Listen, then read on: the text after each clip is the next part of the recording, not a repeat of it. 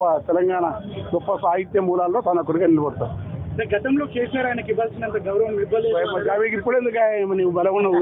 ఇప్పుడు ఎందుకు అది ఎందుకు వెళ్ళే సార్ ఎందుకు అది విడిచిపెట్టు అందరినా అందరికి కేసీఆర్ కూడా ఇస్తాం. నాకు కూడా మా అవును మాట్లాడుకుంటారు ఉంటారు, కలిసే ఉంటారు. మనకి ప్రభుత్వం నీకు అందశ్రీ గొప్ప మంచి గొప్ప కవి, నా మిత్రుడు. అంత మాత్రం చెప్పాలి.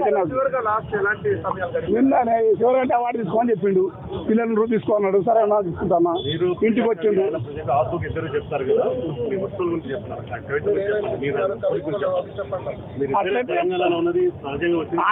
ఆయన మాటలు చెప్పండి రికార్డెడ్ అది ఓపెన్ గా.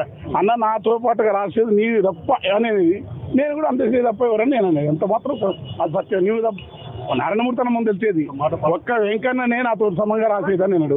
నేను కూడా ఒక అంజననే నాతో సమంగా రాసేదని చెప్పేది. ఇవాళ ఆయన చనిపోయినాడు, భూమి మీద వెళ్ళిపోయాడు. మాకు ఆయనకు వ్యక్తిగత స్పర్ధకు కవిత్వానికి సంబంధించిన స్పర్ధలు కూడా లేవు. రాజకీయ అభిప్రాయాల దగ్గరే ఉంటుంది. మీరు అందరూ ఆ ప్రశ్న లేదు. నేను రాజకీయాలు నాకు ముఖ్యం కాదు, ఆయనకు కూడా ముఖ్యం కాదు. ఏదో మేము మా ప్రపంచంలో మేము ఉంటున్నాం. ఆయనకు మా మాట్లాడతాం.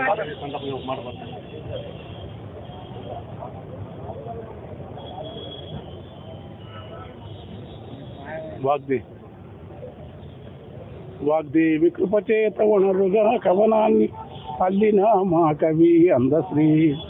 అక్షరంబు నీకు ఆవనున్నది గాని అమ్మ వాగ్దేవి నీ హృదయమందుండే. పాట మల్లిక నీకు నేర్పిన రేవర్తి, పాట మల్లిక నీకు నేర్పిన రేవర్తి. తెచ్చింది కదా నీకు ఆ గగన మూలే కీర్తి, పాట మల్లిన నీకు నేర్పిన రేవర్తి. తెచ్చగద నీకు గగనమంతటి కీర్తి. ఆవేశమున మాట అగ్ని గురిసినట్టు మనసు చూడగ పసి పిల్లవా లోపలేమో పసి పాపనోలే గుట్టు.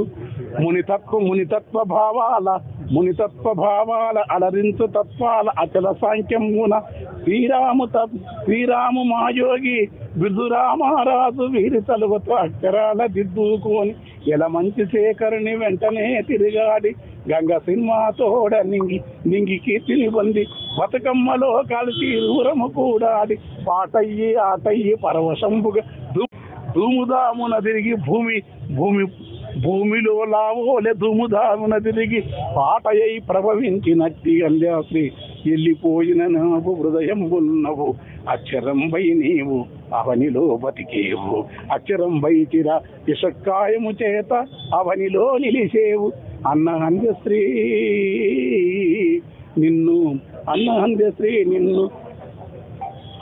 అందశ్రీ నిన్ను ఎన్నటికీ జగతి మరువనంత మంచి సత్కవి నీవని హృదయ లోతుల నుంచి వచ్చింది ఈ మాట.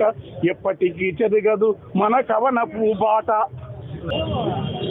అందశ్రీ